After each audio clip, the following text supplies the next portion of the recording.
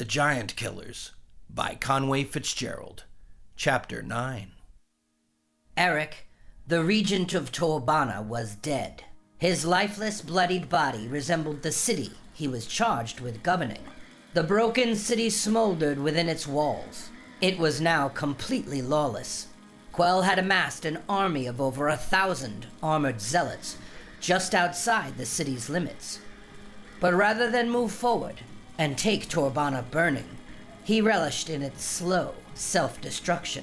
His power swelled as he absorbed all the negative energy, the grief, anger, and anarchy that prevailed within Torbana. It was all tinder for his pyre, fuel for the conjuring of pure evil. A higher level of human sorrow was Quell's measure of victory. Only through abject terror, and when faced with total lawlessness, would the populace learn why his strong hand of absolute control was the better alternative. It was chaos he created, but in addition to being high priest of malice, he was a master of obfuscation. The only certainty he offered any of his subjects was horrific death if they didn't accept his methods unconditionally. There was no place for any grievances. The people would feel the long, drawn-out pain of resistance. Then they would submit, or they would die. We fled Torbana that night, after the vicious fight with Quell's agents. We retreated using magic to disappear among the chaos of the rioters. Fergos saw both the sacking of Vosse and slaying of Master Silas in his many visions. It was uncharacteristic for him not to insist on an immediate rescue mission, to confront evil without hesitation. But we were all badly wounded, and uncertain if there was anywhere left that was safe for us to stay. Our friends had been scattered, and our enemies were everywhere. I figured Theb must be near, as was his duty, but he had likely returned to the safety of the shadows. He was determined to steer clear of the human politics I was now so deeply mired in. Theb found the whole enterprise of the Order revolting. I found my association with the Order both rewarding and inspiring. It felt good to be risking everything for something other than money. These humans were noble and true to each other. It was such an unusual human characteristic that I wanted to protect. They cared for each other deeply. I suppose my human side desired that too. Because there were no unsacked keeps, castles, or even desolate safe houses we knew of within 100 miles of Torbana, Khan and Theos had created portals into interdimensional space. Little bubbles of safety where the most badly wounded of us could remain and rest. These windows were visible only to the mage who created them, so while it served as an effective place for true hiding, it was a dangerous place to be left if that spellcaster happened to be killed. All members of the White Flame were marked for death. The Ranger and I agreed we needed to move soon, before we were found. Meanwhile, Quell's darkness continued to spread unabated. We scouted other shoreline towns along our road east, which had been previously unaffected, that were now in similar angst-driven revolt and chaos. The dispossessed became angry and burned the ports of empty storehouses. Then, as fewer ships arrived attempting to do business, the populace grew hungrier and angrier. Rampant acts of evil were being perpetrated throughout the Three Kingdoms by mankind on mankind. It was as if the giants and the threat of invasion they posed didn't really exist at all. Fergos insisted on taking the regent's body with us for proper ritual burial. His uncle, King Owen, was still believed to be alive. It was important to the new high priest that acts of tradition were not forgotten amid all of this strife. The royal family would appreciate his fidelity. In the middle of the chaos of battle, Theos was able to steal his body away. We found a peaceful place in the forest hills northeast of Torbana to properly bury him. Soon thereafter, the White Flame gathered to discuss their next move. Fergos told them of Silas's fate and how he had been assassinated and his sanctum ransacked. He explained how Castle Vosse had been destroyed thereafter, and was now occupied by the Horde. Of course, the fighters, Dan, Kiontan, Thon, and Reggie, were eager to come out of hiding and bring justice immediately. Yet Fergos urged them to remain patient. Still, even his devoted shieldmen spoke up, urging their high priest out of his meditations and back into the fight. High Priest, haven't we waited long enough? The evil tide rises unchecked. We are rested now and healed. It is just as you told us. We are prepared for battle, boasted Reggie. The other fighting men and even the wizards agreed, but Fergos remained unmoved. Great Seer, we must take action. Theos broke his own silence. This was all planned. Fergos finally responded. This is what they wanted, how they wanted. These are the battles they had chosen, by their design, replied the high priest. The evil-doers have paved this road for us to take. They know who we are, so they expect us to take it. But the All-Father has shown me the way. We must take an entirely different road if we are to defeat them. What does that mean, Fergos? Must we leave our home castle to the Horde? We cannot! Demanded Dan. Calm your words, Tenuvio, warned Kiontan. Dan was frustrated. Once again, it appeared to him that the obvious battle, the one with Quell, would be denied him again. His forbidden vengeance would be made to wait still further. All the evil that has taken root in these lands, all the suffering, the giant invasion, it has all been done according to a plan, designed over centuries. Fergos pointed on their map to the key staging areas of the giant invasion, the steading they had destroyed, and the northern invasion of the frost giants that was now underway.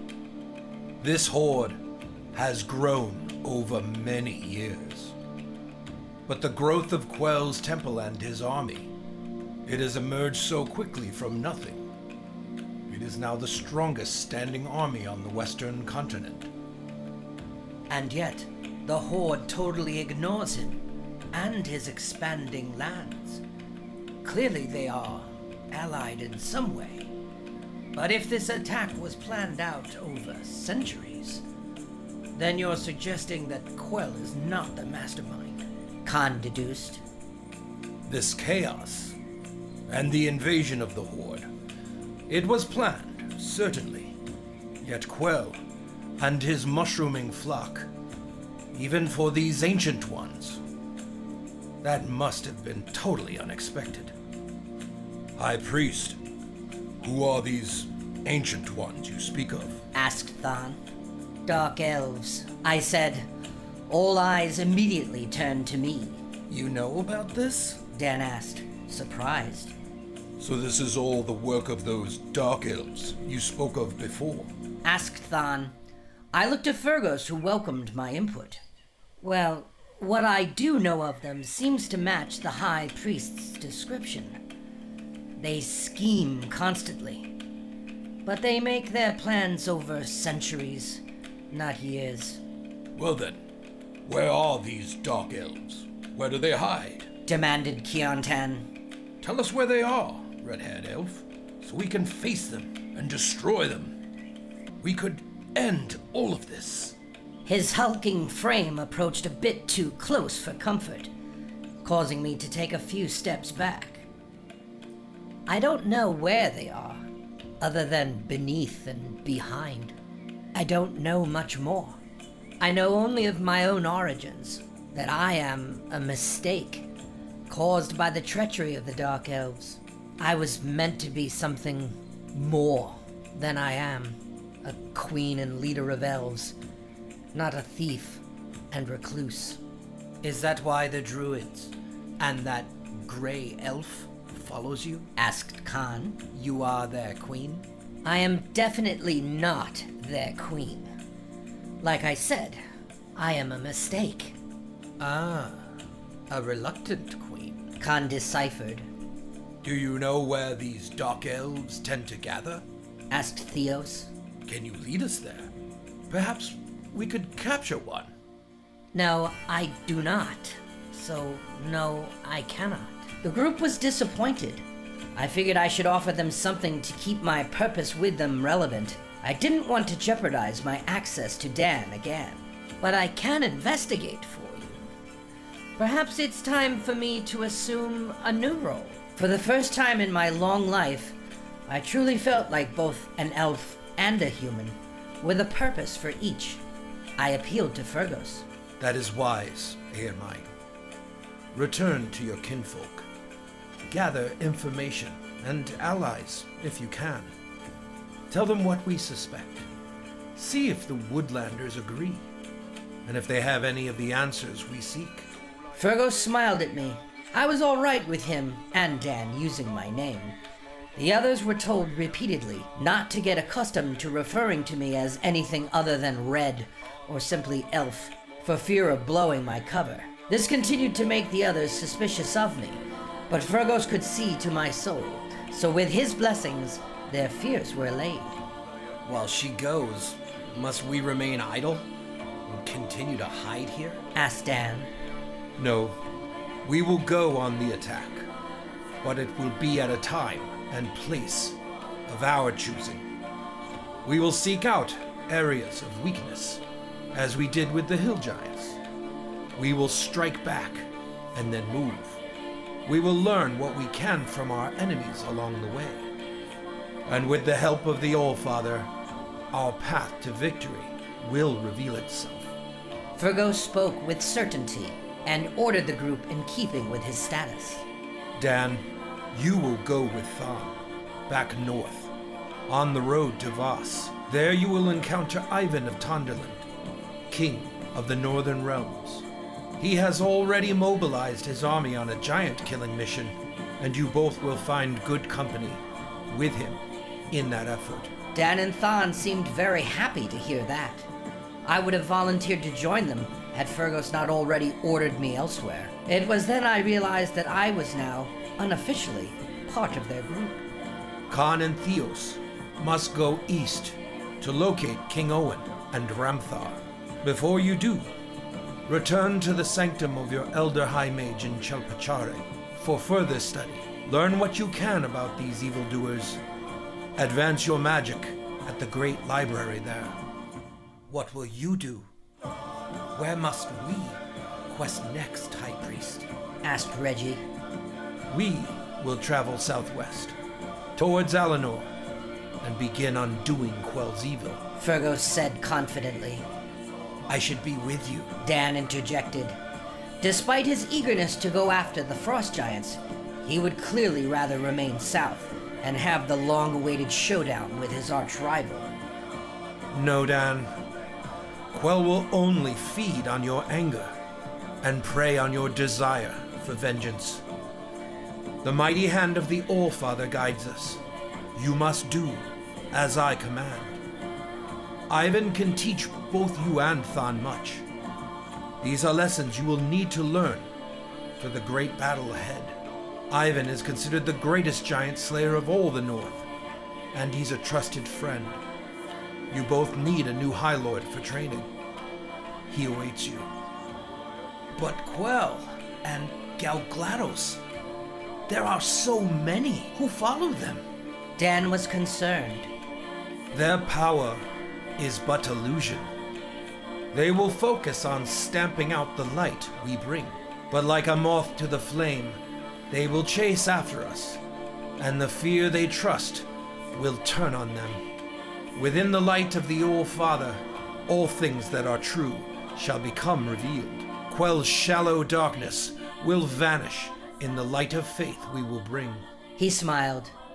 Dan did not look very reassured. I agreed with Dan. As much as I admired Fergos and was astonished by his works, it occurred to me it was unlikely I would ever see him or his shield men alive again. But as for Dan, I was confident Fergos was right. He would be safer up north, and would continue to gain in power greatly.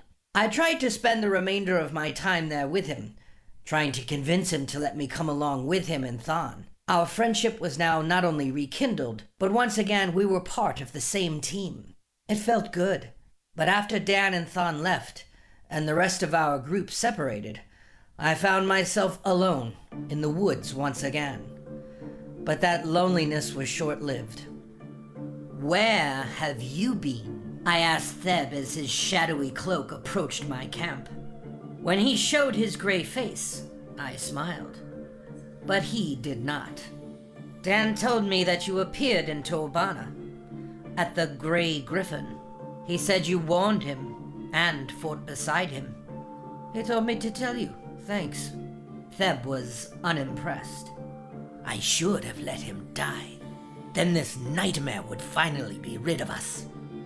We're out of money, Eärmine." "Old friend, there's more to this world than money." Again, Theb was not impressed by what he perceived to be my fatal affliction. A poisonous infection of conscience that I had contracted from these humans. "What did you tell them?" he demanded. "Nothing they didn't already know. The Drow are on the move to the overworld.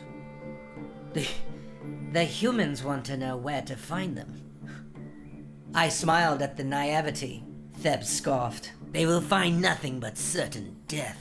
The Drow don't come above except to kill and take prisoners as slaves. That is what the giants are for, to distract and vex the humans. High mountain eagles, don't these humans have enough giants, orcs, and human enemies to keep themselves busy?" Theb dismissed the notion of a human invasion of the underworld. "You told me they came above to destroy my father and end his line." "Yes, that is so." Theb seemed strangely impressed that I had finally acknowledged that out loud. "Then why wouldn't they do the same, to beat back the expansion of mankind?" "Like I said, it is a distraction. I think there's something else they are up to. Maybe they are trying to draw you out, to finish the job." He smiled finally, with a taunt. "How will we defeat them?" I asked. "How we defeat them?" he asked, chuckling as he pointed to himself and to me. "By outliving them. How else? That certainly won't be accomplished by joining these humans on their asinine quest to destroy the giants. We must remain neutral. Trust me, Eärmine. They'll all be dead very soon." I nodded. "Let's go see Nuna." Theb's face betrayed his surprise. That was the last thing he expected me to say. But I was ready. It was time. Humans live far shorter lives than elves, but they also grow in power much more quickly. I understood Fergos' keen intention of filling the void left by the departure of Galglados. The fighting men of his sect had gained much experience, but they lacked a true teacher to help them grow into the young lords they were becoming. Ivan was a leader of an enormous northern army, and an excellent fighter.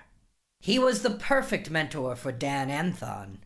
Also, this ensured the power check for the giant offensive was coming from both the north as well as the east.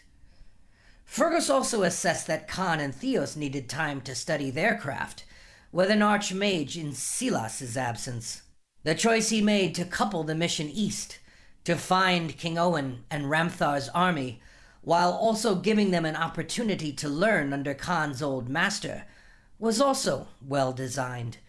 They both needed instruction to achieve the next level in their development as mages. This would also keep them alive, for now. Though by contrast, Fergos and his paladins were on what appeared to be a suicide mission. But it did beg the question, as far as true believers go, what developmental power did any cleric or his clergy lack more than faith? The three of them left the camp in robes. They were completely disarmed, having left their arms and armor with Khan and Theos, who at Fergos's instruction had hidden the items in another time-space portal. Fergos and his now shieldless men were first to leave the hillside camp. They followed the road back to Torbana on foot, with no provisions. It was still unclear to me what sacrificing themselves to quell would gain the rest of us. But Fergos always seemed to be right, so I no longer questioned him. I was now more curious of the outcome than I was afraid for him. Despite their dull and pious lifestyles, I had come to admire these godly warriors greatly. They were good men, through and through. Unlike most of their kind, they could be trusted. The winter came early to the Northlands that year with heavy snow and bitter cold. The roads that used to frequent so many traders and adventurers were now desolate and difficult for even Thon to follow. However, the giant horde was, among other things, extremely easy to track. Thon made finding their rally point his path to finding Ivan and his men. That proved to be wise. There were far fewer frost giants to be found wandering around those plains than we found near the massive horde of hill giants that we vanquished to the west. Frost giants normally travel in smaller packs, spreading themselves out over much greater expanses of frozen wastelands. That made their encounters with humans much fewer and further between, however, more deadly. Frost giants were much larger and more powerful, but such small groups of giants were still hardly a match for Thon and Dan. Dan later told me much about these months that he and the Ranger had spent together. Dan admired Thon for his trustworthiness. He agreed with me it was such an uncharacteristic trait among humans.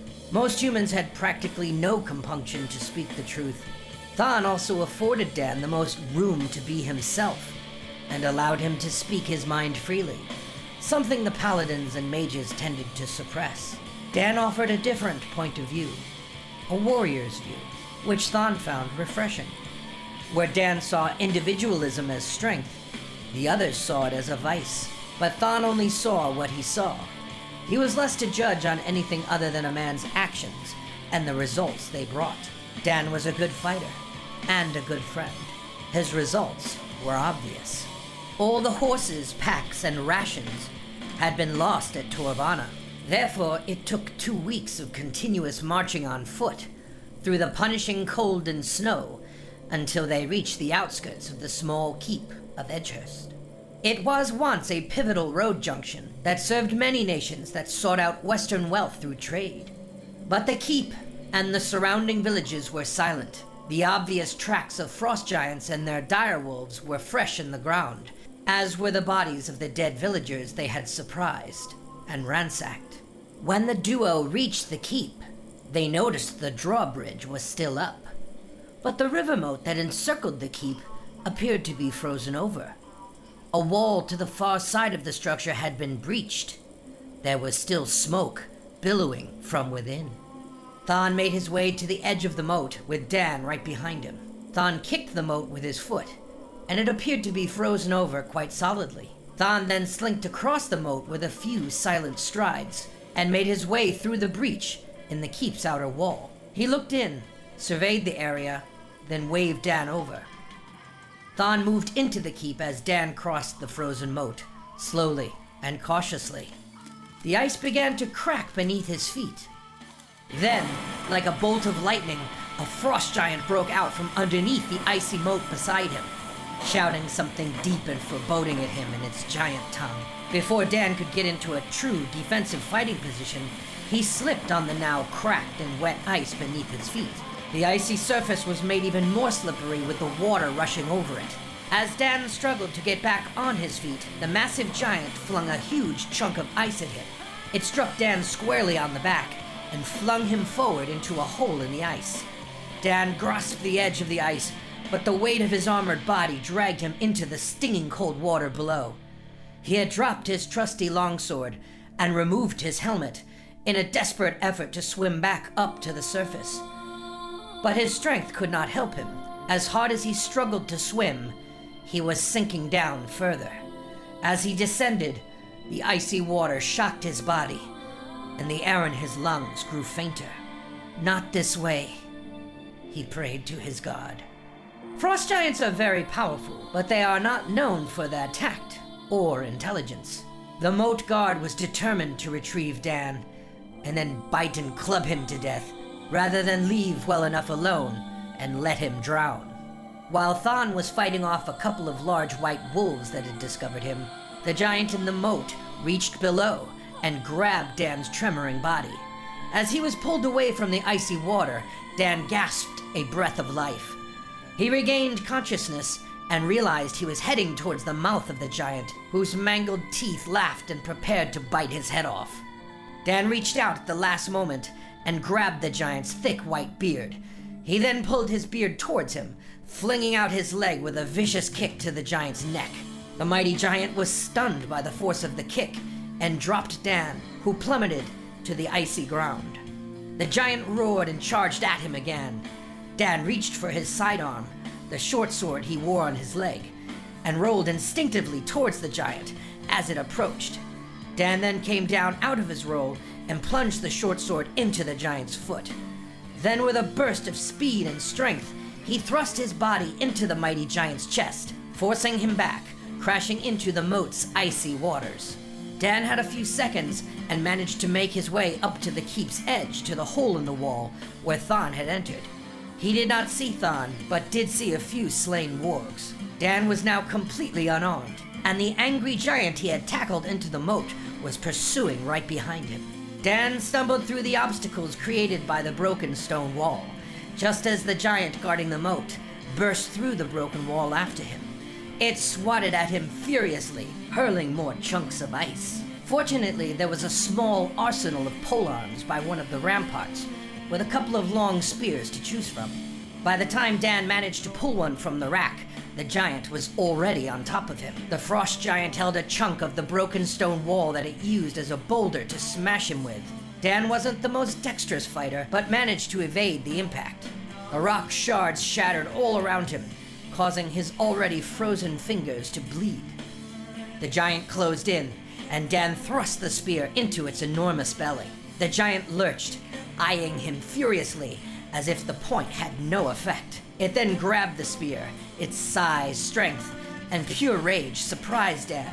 These giants were much larger and more powerful than those of the hills. The giant cracked off the shaft of the spear like an arrow in a man and swatted Dan to the side with his free hand.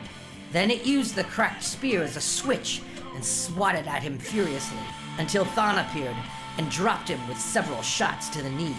Thon then leapt atop him and stabbed him in the neck. Before Dan could bring himself to speak, Thon called out to him. Where were you? The ranger noticed Dan was still drenched.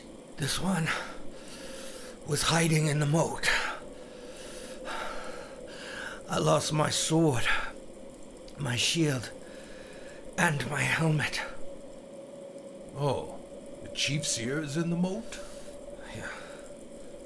Thon seemed slightly disappointed. Dan nodded. He was trembling with cold. Thon could not wait to aid him. Come quickly. You've got to see this. He then ran off towards the center of the keep. Dan grabbed another spear off the rack and stumbled behind, breathing heavily. Thon reached the gate, and Dan could see through the opening that there were two giants that had fled through it, trying to escape. But they were now surrounded by a massive army of fighting men. The two of them watched from the ramparts as the men taunted and appeared to play with the wounded giants. They used ropes and chains expertly, dragging them down and then hacking them to death violently with their axes and swords. Welcome to our castle, yelled Thon to the men in the field. You must be Ivan's men. Fortunately, that is exactly who they were. Both Dan and Thon were impressed by the size and strength of these Tandamen. They were hardy warriors and quite fun to be around. When Dan mentioned the loss of his sword, forged at Vosse, and the famous helmet with the chief's ear melted onto it, one of Ivan's men dove into the water and retrieved them both. The warrior named Bal turned as blue as a frost giant through the effort, but seeing the melted ear, which was still present, was more than worth it, he said. Thon was concerned that Seshona, the elvish mage, was not with them, as Fergos had seen. When asked if they had encountered her, after they described her, Ivan called out to his men. Stabo! Bring the sleigh with the ice! His men then led a moose-drawn sleigh into the keep. The sleigh pulled a snow-bladed carriage with a large ice slab atop its wooden planks. There were several bodies, frozen within it. They were encapsulated in the giant block of ice. We found this about 50 miles to the northwest, outside a series of ice caverns these blue giants used as a base we destroyed. I'm not certain, but that one there, that appears to be an elf to me. Sure enough, it was the bodies of Harmon and Seishona. They confirmed 2 more senior members of the Order were now lost forever. The block of ice was like a trophy to Ivan. He was amused greatly that the savage giants would think to do such a thing. I must admit, Ivan smiled and laughed as he spoke. it's an excellent warning display. These giants are vicious and clever. It didn't stop us, though, did it, man? His mighty clan of northern warriors cheered their victories over the giants, but Thon and Dan requested repossession of the sleigh, respectfully, for an opportunity to return it to Castle Vosse for proper burial. Ivan agreed, apologetically. Then they all ventured north, first to retake what was left of the Castle Vosse and properly bury the last members of the Red Flame, then on to the other kingdoms endangered by the northern horde. As they traveled together, Ivan's tutelage and that of his mighty followers began in earnest.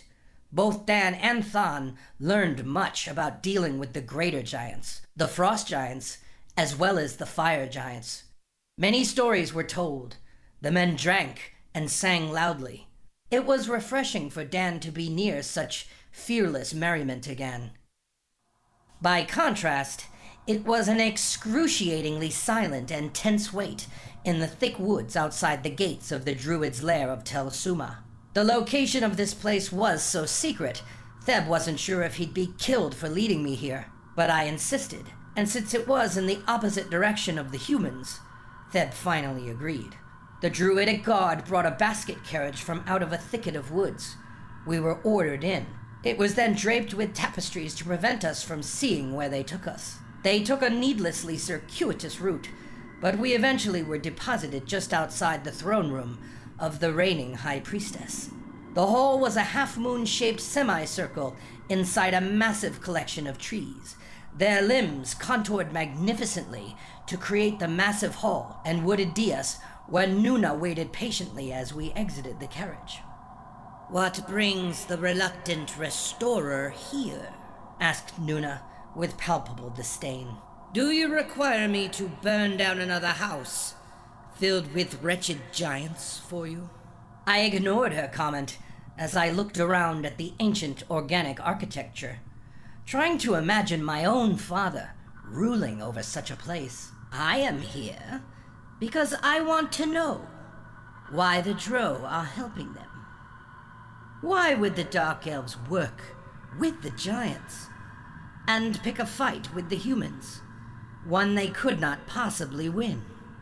What makes you think I can answer that?" I took a few more precarious steps towards her, and her guardsmen closed in, getting in my way. I stepped back, hunched over, and peered through them. "Because I think you know. You fled that place at the first mention of the Drow. Our sister, Seishona, was like you. She thought it wise to partner with the humans and aid them in the conquering of the known world. She also joined this Order of the Sacred Fire you trifle with. So, like you, she also found it necessary to live among them." As she emphasized those words, I understood why. Theb had explained that in addition to the prophecy of refusal, it was said the Restorer would live among humans. He explained it really was the best place to hide me as a child. I was not welcome in Tel Suma because the Wood Elves did not want to risk and attract yet another attack on their sole homeland. This, he explained, is why I was raised by the Miller and why he helped station my guild within the walls of Bishop's Gate, safely among the humans. So then, perhaps she is your restorer, not I. I tried to be smug whenever referring to their religion, because, in the end, I still wanted desperately for them to forget about me being their promised one. Everything about their culture repulsed me. I just needed information, not friendship. Indeed, she is dead. Perhaps the drow that ambushed her and her human allies believed she was you. That would be advantageous for all of us. But unfortunately for her, this mistake tells much of their intention. I looked back to Theb. As usual, he had his finger right on it. You're saying this whole giant invasion, this is about finding an elf that lives among humans? You mean to say these dark elves know all about your druidic legends? Was I not careful, I'm certain they would have chosen me, or perhaps, maybe Theb next. She looked at him. He turned his head away. Why can't we fight them? Why are you both so afraid? I challenged. You could fight. Maybe even kill a few, but they will always have their homeworld to retreat to. It is an impenetrable shadow labyrinth from where endless more of their kind would return. One night or the next, and they would, inevitably, achieve your death, Nuna said ominously, with a smile. Like any guild of thieves or assassins you've ever dealt with, you don't want to make them your sworn enemies. If you did, well, we still believe they don't know your real name, or where to find you. Theb said matter-of-factly. He paused. His face was stern. That is good, because they never forget, and they always come back. Sounds familiar, I said to Theb with a frown. Fergos had tasked me with finding allies and information, but my greatest realization from the elves was that anonymity, the virtue of remaining unseen, hidden among the random forest growth, was the wisest endeavor. The more you declare your intentions to the world, the more famous or notorious you become, the shorter you will live. Suffice the Dark Elves, I wish the druids would have forgotten my name, but Theb always knew where to find me. Just like the thread of the drow, their druidic prophecy was pinned on me. There was no escape. Okay, so if I am your queen in waiting, Nuna sat up and put on a stunned face of clear objection. Where are my men? Whom of my people will follow me now into battle? I said, looking about them, voice raised, assuming I could claim some. All of us will fight to the death to preserve our line, but none of us are under your command, she retorted. She looked to her guard, asserting her position as High Priestess and commander of that guard. It was a shame she was such an unlikable person. Her powers and dedication to her craft were astounding. I still doubted whether I could take her on, even with a sword and magic. But I was sure I had some kind of leverage on her. I just wasn't sure yet what it was. Okay then, show me to the royal treasure vault. Today, I need to claim my inheritance. The elvish court of Telsuma was shocked. Even Theb took a few steps back in disbelief. You take great liberties with your mouth, Eärmine. Our cousins in Cool Tevet told me how impossibly disrespectful you could be. I'm tempted to hand you over to the drow myself. Why don't you then? I yelled. I turned and faced her. What is it you want from me? I asked sternly. For you to survive. Nothing more. Nuna looked down, dejected. This situation was even more emotionally devastating for her than it was for me. These really were her people. This was her home. I was just a tragic mistake, but she could take no action to fix that. But if I would lead, perhaps they would follow. Okay. Forget about the money. For now. I'm going to return and help some people who actually deserve it. My mind turned to Fergos. Perhaps I could protect him and those two noble and quite gorgeous knights that followed him, like sheep to the slaughter. If I was going to get killed, I'd rather it be fighting with someone like him and against those detestable Mosgow lunatics than for these ingrates. So if any of you want to show me your valor and your love for my father, I motioned to the gathered guard. Then you may follow me. I then walked proudly out of the throne room, alone. When I left the throne room and passed the portal to the foyer, I was approached by a truly ancient one of the very elders. It was Gareth. He was my father's closest friend and advisor. The white wolf I told of, that scared my mother's flock and took down my would-be abortionist. Now, as I finally met him, I was unsure what to say. He smiled like a fool as he handed me a small wooded chest. He opened it to show me. It was filled with gold and precious jewels. There was a small fortune in that little box. Can you get me a satchel or something? I can't carry that. I motioned to my body, showing I lacked a backpack or kit. The old elf only smiled more widely still. He was ecstatic to see the restorer all grown up and back in Telsuma, as was foretold. By the moons and stars, you have returned. His gray eyes pierced deeply into mine. His smile was euphoric. I was taken aback by his raw enthusiasm. You have your father's strength in you. I can see it in your eyes, he said. Then Theb closed in from behind and pulled me aside forcefully. What was that? I didn't agree to bring you here just so you could insult Nuna. Are you trying to get us killed? Before I could respond, he demanded another answer. Where do you think you're going now? We still don't know much more than we did. Before he could finish his complaint, I reached over to the small chest and pulled it from Gareth's elderly grip as he continued to smile at me like an old fool. I then immediately thrust it into Theb's chest. There. Now we have money. Problem solved. Theb stood there, holding the chest completely vexed. I then turned from him and walked away. I was hopeful I would survive my attempt to leave that place, if I could just find my way out.